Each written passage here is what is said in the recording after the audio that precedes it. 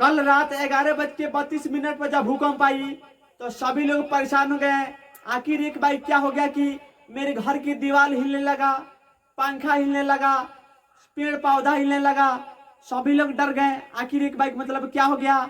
लेकिन कुछ मिनटों के बाद जब गांव में हाला हुई, भूकंप आया तो सभी लोग तबाह हो गए, अपने घर से बाहर हो गए। लेकिन बहुत ही खुशी की बात है यह है कि भारत में अभी तक कोई भी जान माल की क्षति नहीं हुई है। लेकिन नेपाल में 130 लोगों की मौत हो चुकी है अभी तक, जब तक हम वीडियो बना रहे हैं तब तक।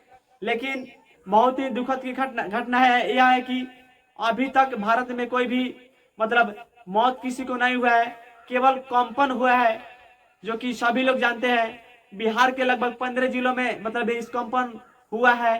सभी लोग मतलब डर गए, आखिर मतलब ये क्या हो गया कि इतना लोग परेशान थे। बाकी नेपाल में बहुत ज्यादा क्षति हुआ है। नेपाल में हर साल मतलब ऐसा माना जाता है कि भूकंप आते रहता है। बाकी इस भूकंप के बारे में आप क्या कहना चाहेंगे, प्लीज कमेंट करके जरूर बताइए। बाकी मेरा नाम किशन कुमार है और आप बंधन न्यूज बिहार देख रहे हैं। बहुत बहुत धन्यवाद।